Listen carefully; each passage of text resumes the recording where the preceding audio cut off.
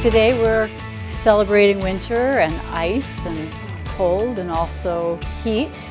So outside you'll see Rusty. He goes by Rusty the Clown, but he's also an artist and he works with large blocks of ice. I was at the Minneapolis Club for 32.5 years as a ice carver and cook. I was at the vocational cooking school in Brooklyn Park in 1974, and I took a year class there. And then I went right to the Minneapolis Club and they handed me the tools and said, "You're the ice carver." Right now, I'm scribing the ice, the design of the ice carving onto the block. You have to be able to see the figure in the ice before you carve it. So you got to have an idea of what you're doing and how to see it. I'm a Metro Transit bus driver, and these folks here, they ride my bus. They live in Stillwater, so they came out to visit me. And it's a great community event. It's like Market Fest. Everybody likes to come out and have a great time, and you can come to the White Bear Arts Center, and they got all kinds of crafts you can do. They got clay. They got a great clay carving outfit, and it's just a great community event. It's been real nice for the whole community. One other event outdoors are the dog sleds. I'm originally from the Netherlands, but I have been here for quite some time. Well, I like the community, I like the lakes, and I love the art center. I take classes here and I go to quite a few of the events. These are Samoyeds, and they're from northern Siberia in Russia. And this is Mika with the purple harness, and she's only 1 year old, so she just wants to play. And the other one is Ariel, and she's 5 years old. Well, I kind of got into it because of the dogs that we have.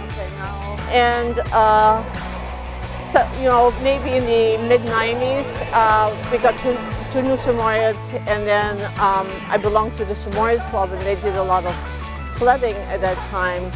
And then I joined them, and then we just shared sleds and dogs, and that's how I kind of got into it. And after you do it a few times, you get hooked. So I got my own sled, and then we have a place up north, and I have another sled there. I think it's a great fun. I think it's good for people to see dogs and for kids, you know, to come and see the dogs, and they like to sled with them. So I think it gives them a whole different perspective than just having a dog at home, you know, just that you can do things with your dogs. Sky. The dog sleds are going to be in the Sparkle Parade on ice on February 6th, which is the opening day of the art shanties here.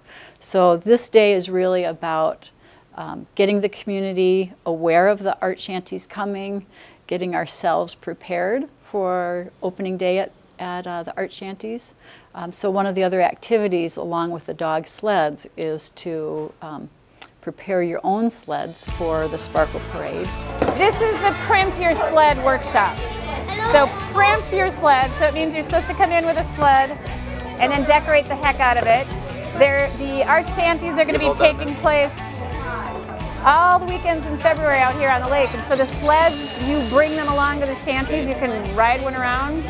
And the whole point is to be colorful outside in the winter and get people out, which I think Minnesotans are mostly really good about that.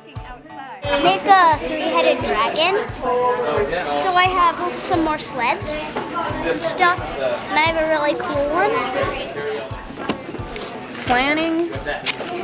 Because this is an incredible pile of talent in this room. People who love to build things and build things well, and you get them started, and everybody's got their own ideas. So sometimes the best thing is just to say, well, I think I want to make a spaceship.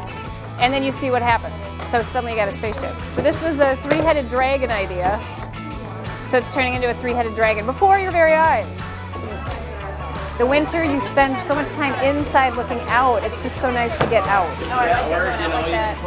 So kids and families will be able to make their own little mini art shanties. Art projects.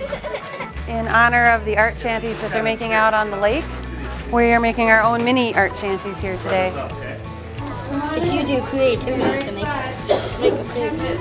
Well, you start out with a sheet of ice, then after that, the possibilities are endless. The key is basically that people have to come with their own ideas. I mean, I have all the junk, but I never would have thought of creating all of this. This takes the imagination. There's cardboard, there's all kinds of other junk.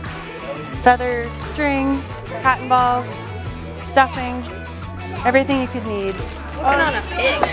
Mine's a ninja pig. It Yeah, ninja kind of pigs. looks a little creepy right now, but it's getting there.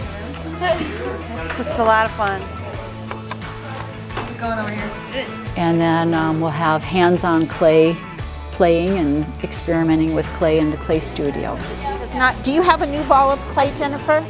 Okay, let me get you a tissue. It's just so awesome. The feel of the clay in your hands and then being able to control it. But everything starts with the centering of the clay, opening it up, and then moving it, defining the thumbprint, the base of it. And then you have a choice to make. You can pull it up into a cylinder, widen it out to a bowl, or keep it very flat and move it out to a plate. Just a second, because I'm doing the same We're thing. going to push from the inside out, but we're going to keep the shape of the outside, and then as we push, the clay moves up. They love it. They love it. The community is really embracing the activities of the Art Center. We're just seeing a real magical transformation of community being built both on site and extending into you know, beyond the building.